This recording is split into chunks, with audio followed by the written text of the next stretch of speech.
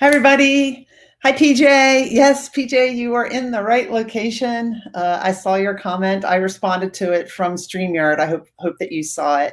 So I'm so excited to be here today with Marcus Bellringer Bell, and he and I were just having a conversation before I started this live. So what I'm going to do is play my little intro video, and then I'm going to bring Marcus on, and we'll start with our conversation. We are live. One day at a time, right? Yeah. Welcome to the Onward Podcast.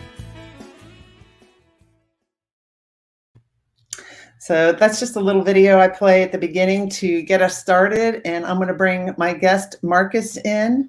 Marcus, welcome. Hello. So good to be here. Thanks for having me on your live stream and on your podcast. Yeah, this is fun.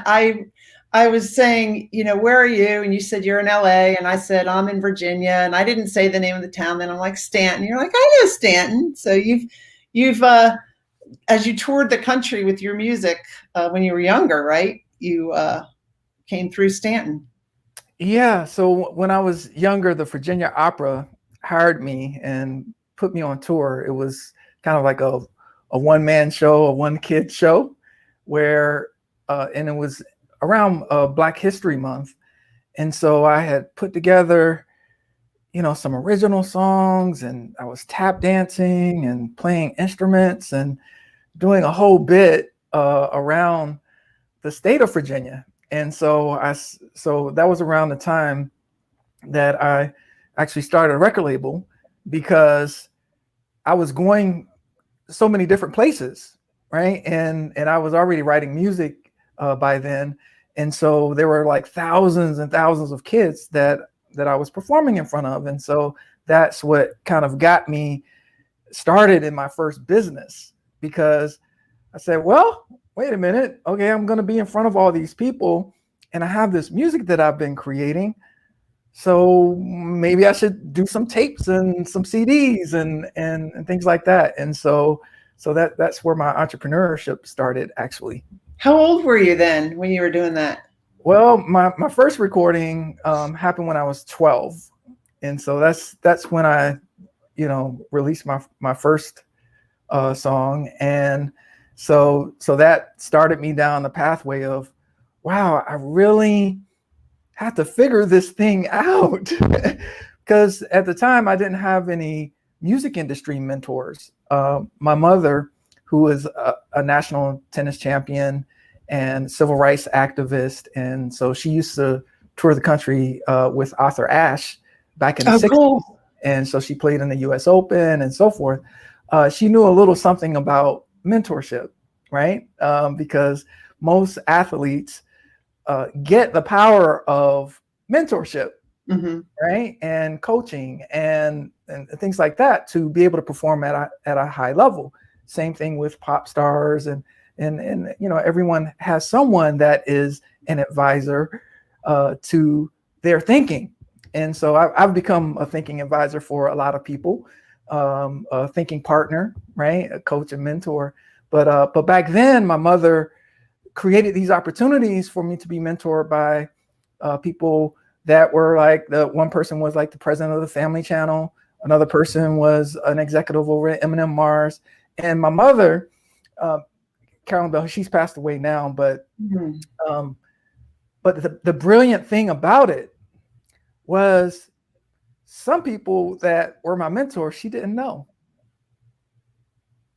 She would read an article in a newspaper about someone or a magazine or see them on television and reach out to them and say, hey, would you be willing to mentor my son?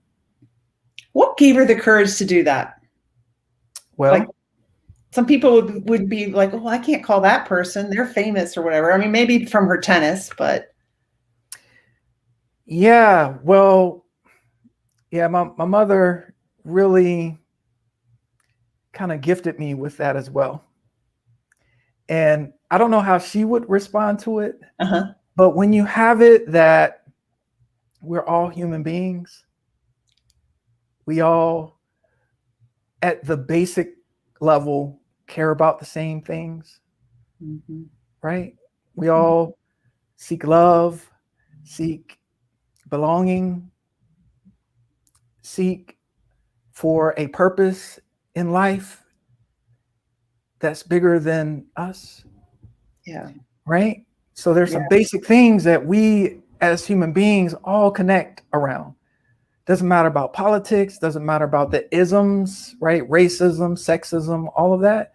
When you get past all of those trappings, those social trappings that we have that keep us from being connected. And if you're starting to see the world from the lens that we are all connected through our humanity, then there's no one that you can't have a conversation with. It could be a homeless person, it could be a billionaire, it could be the president, it could be, the community leader, could be a celebrity artist, it could be an actor, it could be, someone that you really hold in high regard in your community or in your family. And so once you have it that you can have any kind of conversation with anybody, then all of a sudden the doors of possibility for the help that's available to you and the help that you're able to provide increases exponentially. And so when you have that increase of the opportunity to provide value and also receive value, then what's possible? I was going to say, I would love to interview your mom on my podcast. It's too bad that she passed away. I'm sorry about that. I know you must really miss her. But she sounds like she was an amazing. Yeah. She passed away on September the 11th. So, yeah. And, she's left me such a legacy to hold. There's a grieving process. I didn't really understand grief until she passed away. That was this past September 11th? No, 2018. Okay, but still. Yeah, 2018 she passed away. And it's like a friend of mine told me, grief and losing someone close, because we were extremely close, is like living with a hole in your heart. Yeah. You live, and then there's that hole in your heart. And so I'm very happy that there's my legacy, right? And the things I'm looking to create in the world and uplift humanity with my courses like Wealth and Impact Bootcamp and the challenges like 100 Dayz Impact Challenge and my music endeavors and the way I support people. So there's that legacy that I'm looking to leave on the planet. And then there's a legacy that she left me as a caretaker for, right? Yes. And responsibility. It's just a responsibility that I've decided to take on. Yep. Right? To build and expand her legacy, because she left so much value. See, if we are operating, and so I have a daughter, she's 6 years old, and I think about the legacy that I'm leaving her, right? And if we are creating value in the marketplace or in the world or in people's lives, and we're capturing that value in a way that can be passed on to others, whether it's a family others, or whether it's a community others, or whether it's the internet others, right? Then we all actually hold a responsibility that we can accept or embrace or not take on or decide to take on, and learn ways to articulate the value that's left us. And so this is the beauty of museums and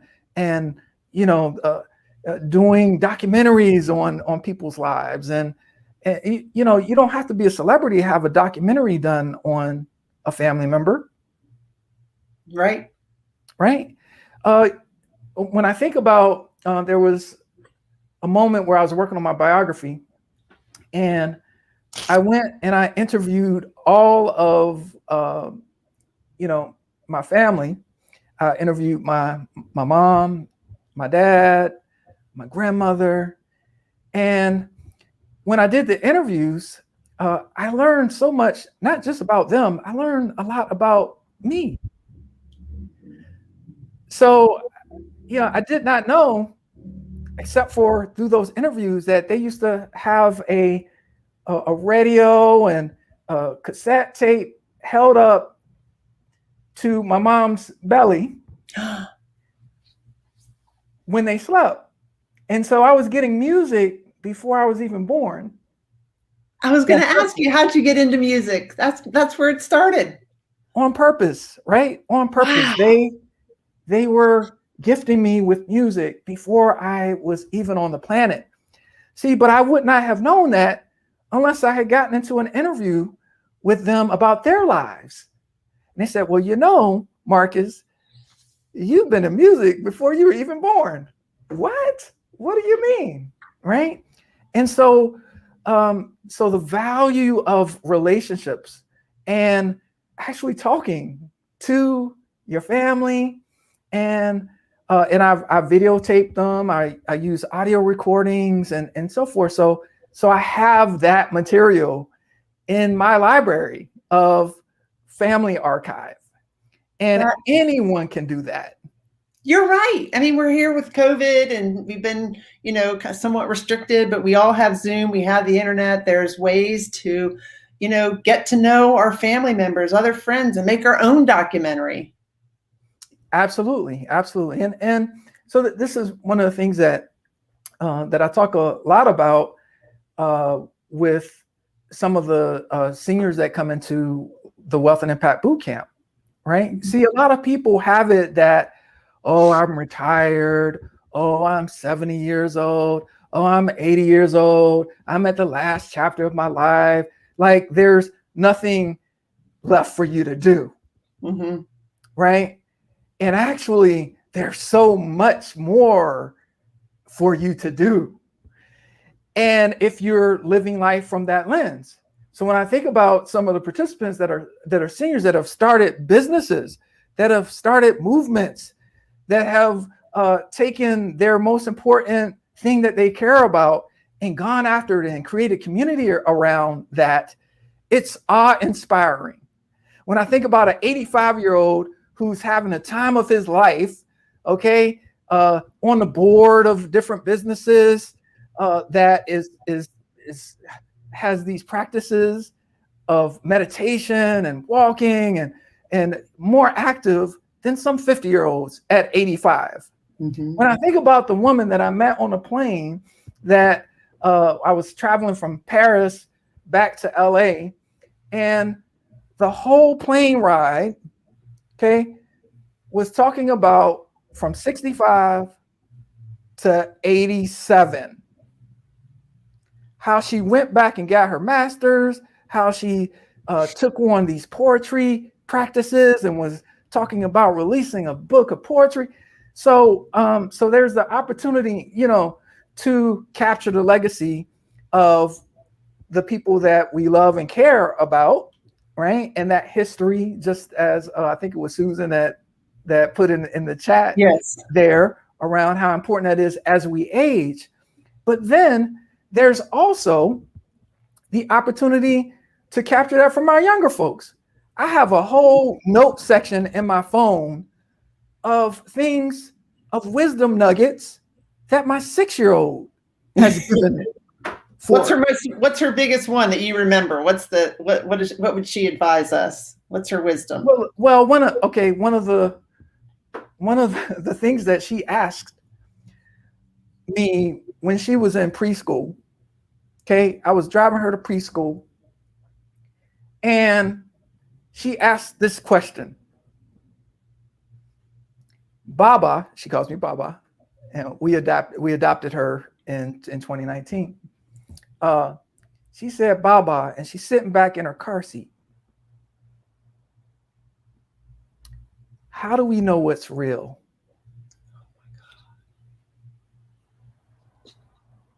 So how did you answer that?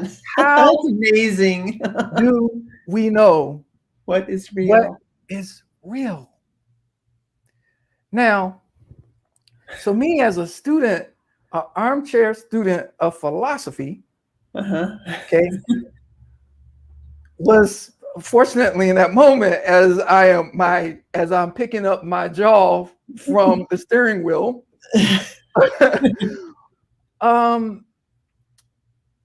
I said, I don't know. What do you think? And then I followed it up with, Melanie, the question that you asked is such a powerful question. And do you know that the people that ask those kinds of questions are called philosophers? And so you are a philosopher in asking that question. And thousands of years, people have been asking that same question. Mm-hmm. What is real? So this is just that question. Like, I mean, we could spend an hour just talking about the question from my 6-year-old daughter about what is real. And these are the questions that are worth considering as we look at things like success, right? Well, what is real about success? See, I like to support people about these kinds of things, like not about creating success, but going beyond success to significance. Mm-hmm.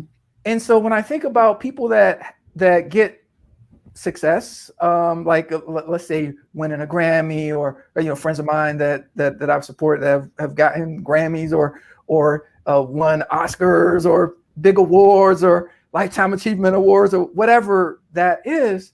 Once you achieve that thing that you're going after, no matter what field you're in, whether that's you're looking to become a general, right? Yeah. Or you're trying to raise your status in some organization, whatever it is, whether you're an entrepreneur, whatever that thing is, you want to try and get beyond the $1 million threshold in your business, or whatever that thing is. Once you hit that goal, well, then what? Yeah. And so I like to work with people on the then what's, because you will hit them if you put in deliberate practice and you take certain, everything is as far as I can see, is attainable. Of course, some things, you have to use some accurate thinking for and things like that. But if you look at the world as there's a wealth of knowledge available, right? And if you look at the world that you can actually reach out to anyone, right? Mm-hmm. Whether it's here on LinkedIn or on YouTube or Facebook or whatever that you can actually reach out to someone, right? And you can find out and seek specialized knowledge in areas that you don't know. And if you put in deliberate practices, which are kind of some of the substance of the 100 Days Impact Challenge, 100 Days with a Z. Yes. Is, you can organize your life and your actions and activity to actually achieve that goal.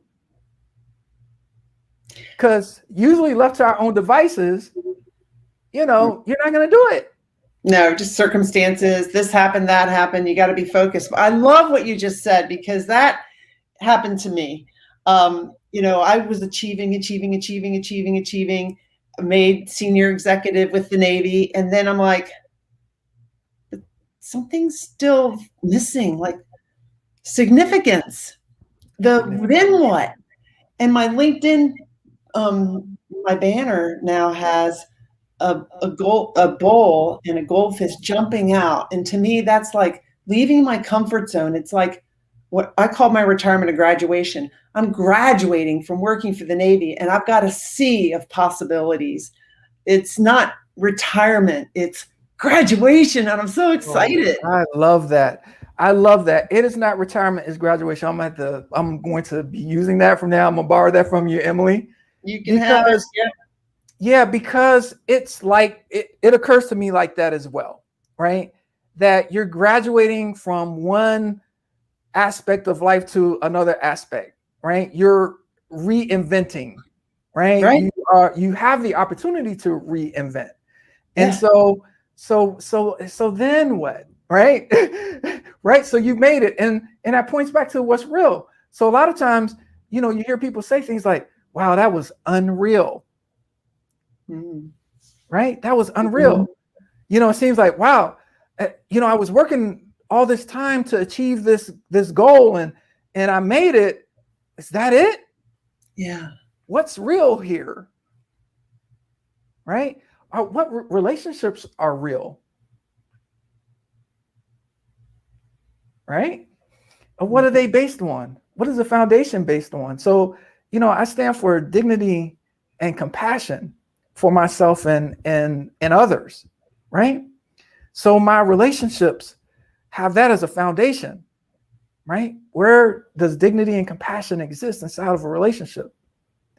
But then where does dignity and compassion, uh, you know, exist inside of my business, inside of my boot camps and challenges and courses and, you know, the support. So that is a foundational principle. I love it. Yeah, that I want to ask you. So I want to get into a little bit about your challenge, but first off, what the heck? How did you go from being 75K in debt, life wasn't as easy as it is now, and then becoming a millionaire and the go-to music producer and songwriter for all these celebrity artists? Yeah. How does one So, do that? okay. So I had to unlearn a lot of things. Mm-hmm. I had to unlearn a lot of things. And so I've been helping people with things like that, right? Mm-hmm. Based on my experience. And so I'll never forget, um, you know, when I was heavily in credit card debt to the tune of $75,000. And I was wondering, wow, you know, how am I going to pay my rent this month? You know, at that time, I was just a musician that was kind of hand to mouth. So I hadn't learned how to articulate my value in the marketplace. I hadn't learned about how to manage my resources powerfully. I had it in my mind that before I started investing, I needed to, you know, have a certain amount of money. You know, after I have this, then I'm going to do that. Right? Right. That's inaccurate thinking. The time to start investing is first start investing in yourself. Okay. First, there's the investment in what's between your ears. Yeah. Okay. Your And mind. that's the most valuable investment that you can make is in your thinking, is in accessing specialized knowledge, right? And so I started working on what was going on in between my ears. I And love so it. so the first step was, well, wait a minute, okay, this is not workable. I'm not going to call home and ask for rent money again. Right? Again, you had done it Right? before. Okay. Right. I have to become self-sufficient here. Right? And there's no reason why I can't. There's just something that I don't know that I don't know. Right? So there's what I don't know, and then there's the world of I don't what I don't know. Right. Well, at least you knew that you didn't know what you didn't know. You Yeah, knew well, something that you didn't know something. I had to take some training to get that one. Right? And so I had to go and find some mentors. And my mentors at first were a whole bunch of books about how to get out of debt. Mm-hmm. Right? And so So I said, okay, I'm going to put myself on a 2-year get out of debt plan. And I started consuming, I must have read over 20 books around finance, personal finance, and started getting in here. Right now, I'll be listening to podcasts, I'll be watching YouTube videos, I'll be doing, all the things that I do when I get interested in an area and get curious and about something. I like to deep dive, and I'll read all the books that I can find and the books that the books talk about and all of that. Let me guess, did you get out of debt? Well, I'll never forget that I was sitting in the studio apartment in New Jersey, and there was a $7,000 credit card left. And my girlfriend at the time, she became my wife. I said, I've been working on getting out of debt. I hadn't really been talking about it a lot. I just was taking the actions, like the deliberate actions, like the 100 Days Challenge. Like every single day I was doing something towards that aim. And I said, this is my last credit card and I'm about to pay it off. And she said, do it. Right. And I'll never forget hitting that button to that last $7,000 credit card paid off that night. I'm out of debt. And then therein lies the next problem. Now what? Now what? Right? So not long after that, I got this big check for a music project or, I had been working on or whatever. And I was faced with another problem. What do I do to build wealth now? And by that time, I had, some multimillionaire friends, some centimillionaires, some decamillionaires. And I think I maybe knew one billionaire at the time. And so I started asking them, well, what would you do with this resource?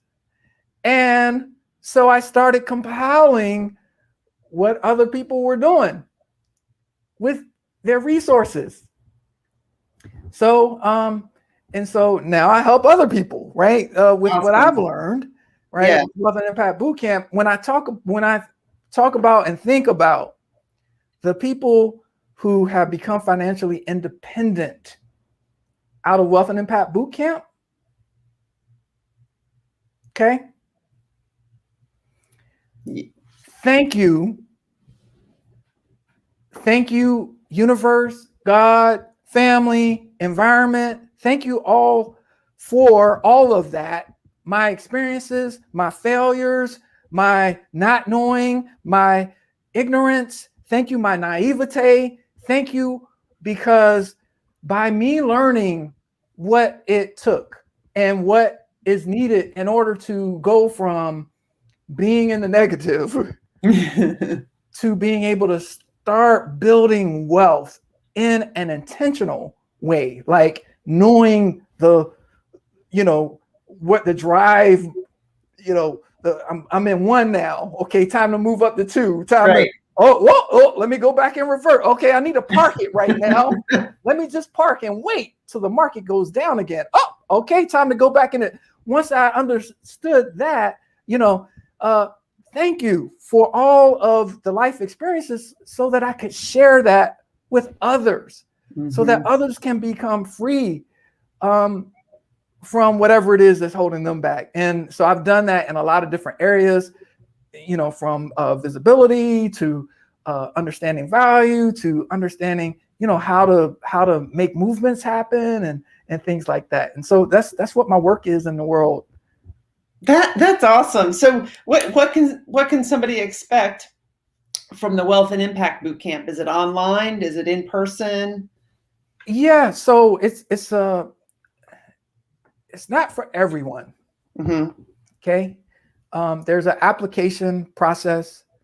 It really is about people that are looking to, transform their lives, people that are looking to make an impact in the world as well as build wealth and monetize their mission. It's about people that are wanting to discover what that thing is for them.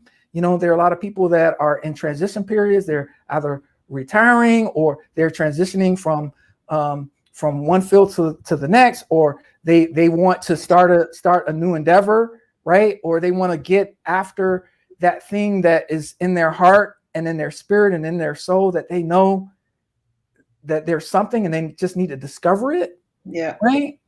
And be in an environment with other people who have either discovered it because, you know, they are, you know, now influencers or impactors in the world, or they're doing that, or, you know, or it's someone that is looking to be that, right, in service of humanity.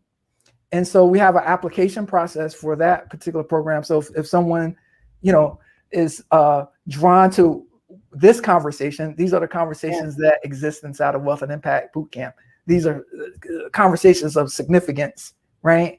And not only that, but community that is creating impact in the world like that. And so, yeah, so if someone's interested in this is speaking to them, they can go to Wealth and Impact Bootcamp and apply. And you know, one of our success team members will reach out and interview and so forth and see if it's a fit like that. And but the 100 Days Impact Challenge is an opportunity for anyone, right? Explain that, because that's someone can get a feel for what it's like working with you, right? Doing this 100-day challenge. Yeah, really. The 100 Days Impact Challenge came out of Wealth and Impact Bootcamp. Okay, so around election time, because every month I do a webinar that, you know, contains a lot of kind of current, it's relevant to you right now material.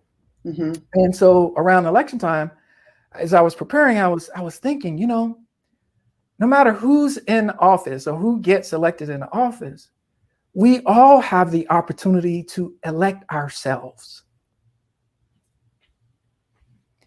We can all elect ourselves. Now, when you elect yourself, what does that mean? So then you start thinking about elections. Well, it's useful to have a platform that articulates what it is that you care about if you're electing yourself. Yeah? Yes. Okay. And so if you're electing yourself and listen, okay. We can get to that. Go ahead. Yeah, I'll be happy to answer that question. So if you elect yourself, then there's a world that comes with that. So once you've elected yourself and you're in your office, okay, you're in your office, now what? So Roosevelt, back when the country was coming, the U.S., I know this is an international audience, but in the U.S., when the U.S. was coming out of the Great Depression, Roosevelt set forth the first 100 days, which was designed to help in 100 days get the country out of depression. Okay. And so now that's a tradition that's well known. Right. So everyone looks at, you know, the first 100 days of a presidency or the first 100 days of someone becoming CEO. Right. You might think about it when you're starting a new job, your first 100 days that you are doing something there, you might be setting a precedent for how you are on the job, how people will relate to you, but that's another conversation. So I looked at the 100 days and said, well, you know what? And I said to the Wealth and Impact Bootcamp community, I said, I challenge you to take 100 days and elect your most important aim. And I created a structure that, you know, has like a little bit of social psychology and psychology and some behavior science in it and all the best practices and neuroscience and so forth. I go put that in the system and said, okay, and here are the rules. Yes. Right? Here are the rules. And so some people in the community took the challenge. And the next month I checked in, and it hadn't even been 100 days. And one person said, you know what? This is changing my life. I have been dealing with some health issues, And in taking this challenge, just in this period of time, I've increased my health, and my Lyme disease is going into regression. The next person came on and said, wow, I don't even recognize myself. What would my mama tell me? Because I've just raised all this money for this project in Haiti. And I'm leaving next week to Haiti, right? To take this money for a cleanup project there. And then another musician came on and said, you know, when COVID happened, I stopped performing. My gigs all dried up. And I took on getting on Facebook and doing my repertoire every single day for 100 days. And now people are reaching out to me for performance, I love that. to me for opportunities and so forth. And so I left that call, and it just hit me. You know, this is not just a challenge. This is a movement.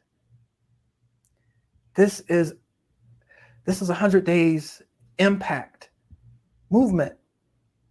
And I want to make this available for everyone. I want to make this available for everyone.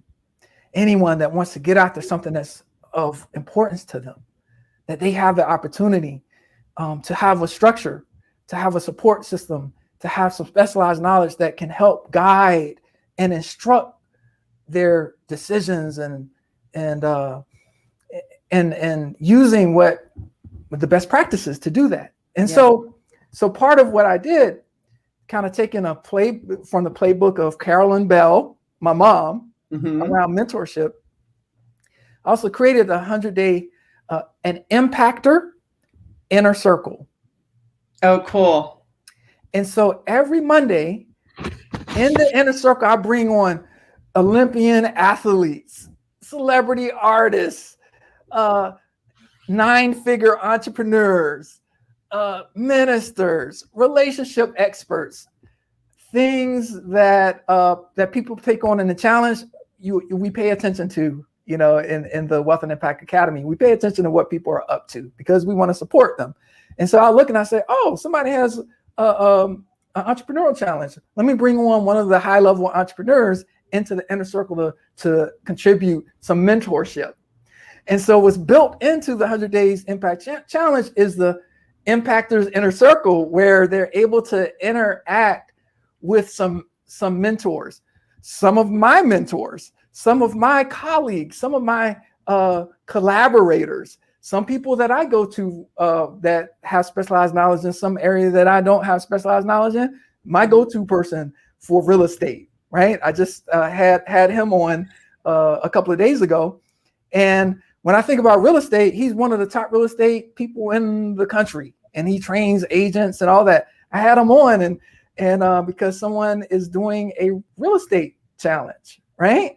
And so he came in, and oh my gosh, the gems, the golden nuggets of wisdom, all of that's available inside of the Impactors Inner Circle. And once someone joins the Impactors Inner Circle, they get access to all of those past episodes and interviews and all of that. But anyway, I feel like I'm not only living inside of my purpose,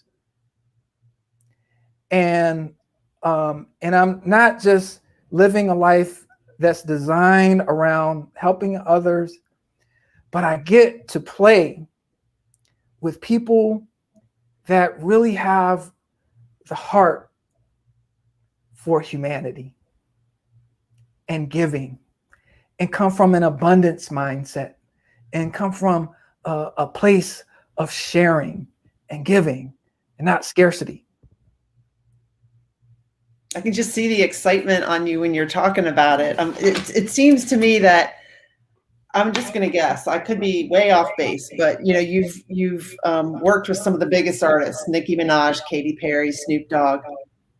But it seems to me like your 100-day challenge and your boot camp and the stuff that you're doing to help people create and lead their own movements, is what really lights you up. Yeah. So Yeah. So I want to answer Patrice. PJ's PJ's question here. How do you make a movement happen? What is the one thing you should be sure to do? So there are a few things about movements.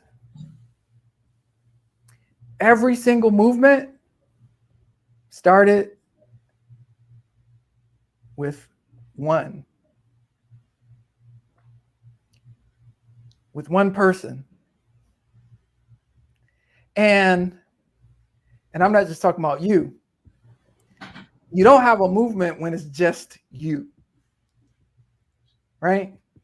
You have the possibility of a movement with just you. So there's articulating the values of the movement, understanding what it is that you're trying to move, right? What is it that you're trying to move? Because when you look at the word movement, it's moving something. So being clear on what it is that you're looking to move, and then, well, why are you looking to move that? So there's the inquiry into, well, why is that important to me? Why do I care about that? And then, are there other people that care about that? Who are those other people that care about that? And not only who are those other people that care about that, but who are those other people that are already doing something about that? You might want to know who those people are, right? Because those are people that you could collaborate with. And then you look at it like, starting a movement is like starting a business. How's the movement going to get funded? Right? There's no difference between starting a business and starting a movement. Mm-hmm. You still need an audience. You still need to articulate the value and how people want to participate.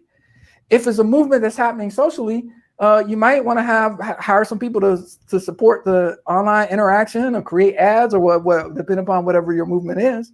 If it's a physical movement, you need to, bring in the microphones and the speaker system, and if maybe hire security, right? So Takes resources. Yes, it's going to take some resources. So one thing I would say to be sure to do is to think of your movement like you think of building a business.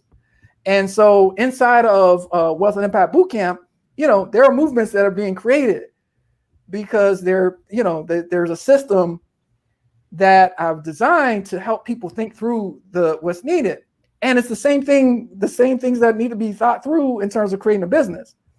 And so when I look at the movement makers, they're applying what I'm talking about here, right? Mm-hmm. And a lot of times movements die because people feel like, oh, they don't care, right? I'm not getting enough people to care about it. Well, if you look at like the Black Lives Matter movement, for example, right? There was this, and then an event happened, and then there was that. Mm-hmm. And this, and if you're listening to this, I'm doing levels with my hands, right? Right? Because if you are not giving up on your movement, maybe it's just not the right timing. But you've created the foundation already because you've done the accurate thinking and designed the movement, right? And you know what it is that you want to move. And if it hasn't moved yet, are you going to stop? No. Movement makers don't stop. There may just be another platform, another vehicle for having that movement manifest in the world. I'm glad you asked that question, PJ, because, I started that onward movement. And sometimes I think, I don't know, it's not moving the way I want to or where I want it to go. And I'm not quitting. I'm not stopping. Yeah. I have 1,400 people in my group, but I'm not stopping. PJ's trying to get 1 million in her movement. Listen, if you have 1,400 people in your group, think of it like this. I would suggest. Yes. Can you get 1,400 people in your house? No. Yes. Through Zoom. I'm talking about in your physical house. No. No. 1,400 people is a lot of people. Mm-hmm. Right? So if you start thinking about the people, not the number, and if you start going through the world and you're like looking like when I went to this ball game some months back, and I'm there in the stadium, and I'm looking at the amount of people in the stadium. I didn't look up to see how many people were in the stadium. It looked like 10,000 people to me. Yeah. So okay, let's say there was 10,000 people there. All right. Now, if I look at the number in social media of 10,000 people, that's one thing. But if you look at what 10,000 people actually, what that looks like, that gives you a whole other perspective. Yeah. Right. And so if you have 1,400 people that are interested in what you are doing in the world, Emily, do you know that with 1,400 people, you can reach the entire world? Yeah. See, the way things go viral, it's like this water bottle. So if I give this water bottle to you and you give it to someone else and they give it to someone else and give it to someone else, you know, it'll be all around the planet. Mm-hmm. You're right. Start with one person passing. You're right. The PJ water said, bottle. yeah. She said, super simple answers that are so impactful. Yes. That was a very impactful answer. So what is it like working with these stars? Listen, you know, people get caught up in celebrity. Uh-huh. I've been fortunate all my life to be around celebrity. My whole life, my mom being a national tennis champion, whether it was a politician or whether it was the time when she was involved in bringing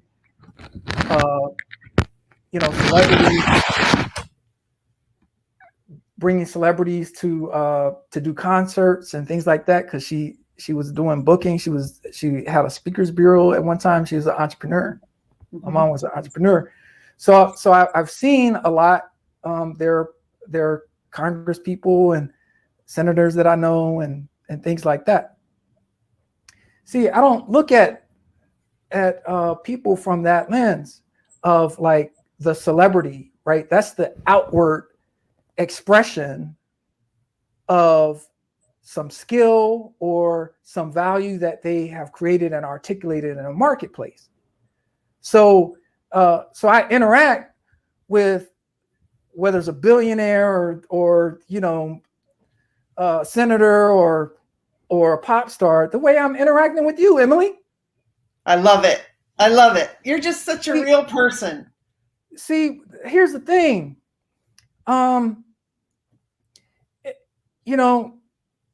We as human beings, again, is back, we're going full circle to the beginning of our conversation. It's the value expressed in the marketplace. And some people have had vehicles to have that expressed in more exposed ways. And so, as I've seen the journey of many and helped support many along their journeys, and I continue to support as many people in gaining visibility for the things that they care about, the things that they want to move in the world, the things they want to move in their lives, the things that they want to move in their families, in their relationships, the things that they want to move, right? It doesn't matter to me how known someone is. What matters to me is the human being that they are. Yeah. So what it's like being with, some of the wealthiest people, some of the most known people in the world is like this, being with this audience, being with the PJs, being with Emily, right? Because we all connect from an inner potential place, an inner possibility place. And to me, that's what living is all about. And if, Emily, your movement goes from 1,400 to 1.4 million, then what? Right? Then what I got? What are you going to do with that? And those are the questions. When your movement, PJ, happens and you hit over 1 million people, then what? Then what? PJ and I are meeting next week. We'll talk about then what. Yeah. Maybe you and PJ might want to, apply for Wealth and Impact Bootcamp. We might. Yeah. And anybody else listening that this conversation is speaking to, because, there's a little secret. I'm looking for 100 global impactors to support creating movements, to create movements. PJ said her next thing is 2 million people. There she goes. So PJ, I would say add some zeros. Why not 2 trillion people? How can you impact 2 trillion people? What does that mean to impact 2 trillion people? It means you've left a legacy, impacting people that are coming up, like your 6-year-old daughter. And the 6-year-old daughter's daughter. And then, right? So so we can all elevate our big to bigger. And we can all go from success to significance. And so such a great interview. You've been through so much, accomplished so much. What are some of the main things that you've learned about yourself in this journey? To learn about myself? That you have learned about yourself. Yeah. To learn about yourself. Myself. Okay, yeah. To keep learning about yourself. Yes. Every day. Yes. On purpose. Yeah, I love that. Intentionally. Yeah. Right? So, the growing never stops. I haven't graduated from this body yet. Right. So I'm still in school.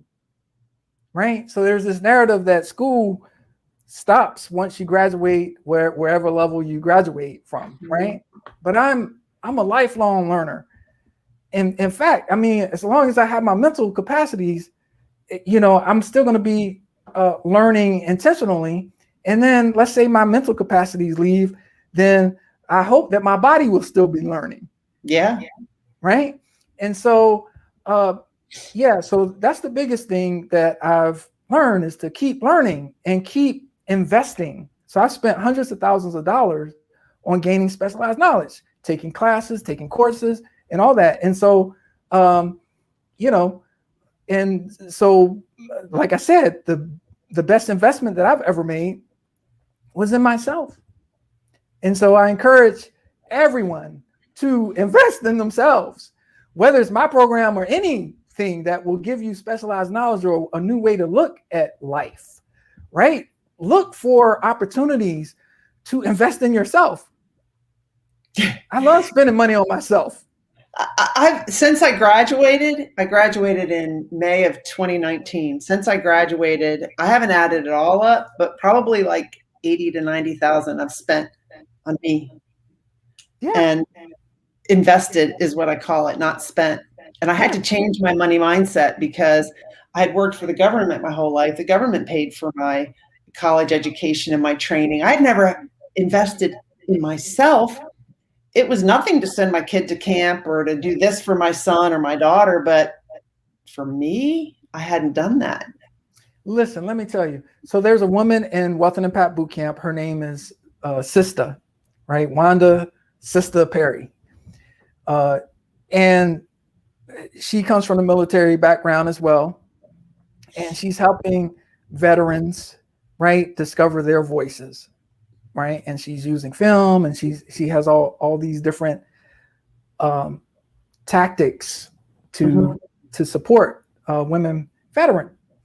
And so when she came into Wealth and Impact Bootcamp, right, same type of thing, right? It's like, okay, she came in with a big, and then what I've seen her do is so much bigger. Yeah. Right? Because she invested in herself. Mm-hmm. Just like you're talking about investing in Yeah. self. And so that's the biggest thing. Like PJ says here, the most important person you will ever meet is you. And the most important person you'll ever invest in is you. You're so right. You're so right. I'm so glad we got on this podcast together. Let me just show a couple of your banners. I've showed the Wealth and Impact Bootcamp, and we know about the 100 Days Challenge. It's and I'll put it in the show notes when I publish the episode too, because you'll be continuously doing this challenge, right?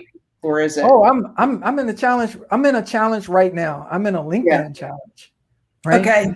And so if someone wants to reach out to me, do reach out to me on LinkedIn and so forth. I'm Marcus Bellringer on LinkedIn, and you'll see me with this hat if you I wear this hat in the profile picture. And I stack challenges. Like, I believe in stacking challenges. Okay. Right. And so my first challenge was doing 100 videos, which when people join the 100 Days with a Z Impact Challenge at 100 Days with a Z 2021, as you see in the scrolling ticker at the bottom of the screen for those that are seeing this. And so I'm a practitioner, right? So it's not just like, oh, I learned some stuff and I'm sharing it. No, I practice all of it. And so I'm right now inside of 100 Days Impact Challenge myself with a LinkedIn challenge. And so I just had a post that went viral on, in my 6th day.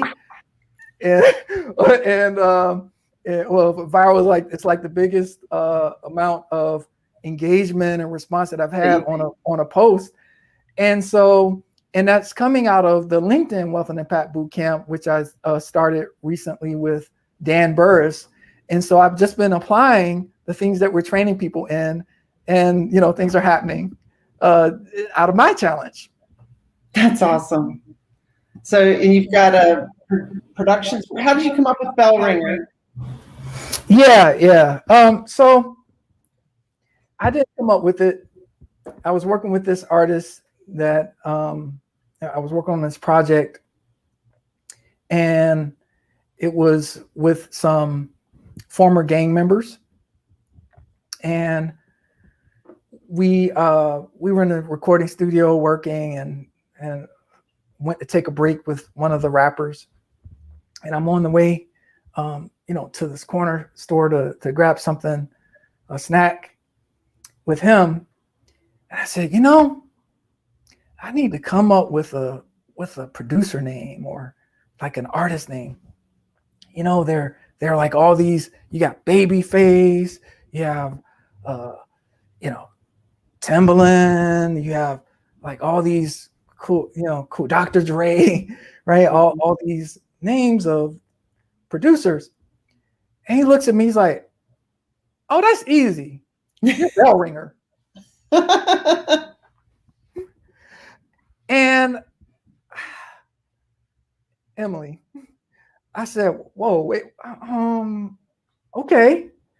So for about 2 weeks, I just let it marinate and process, and it's kind of like the reticular activating system. Do you know about the reticular activating system?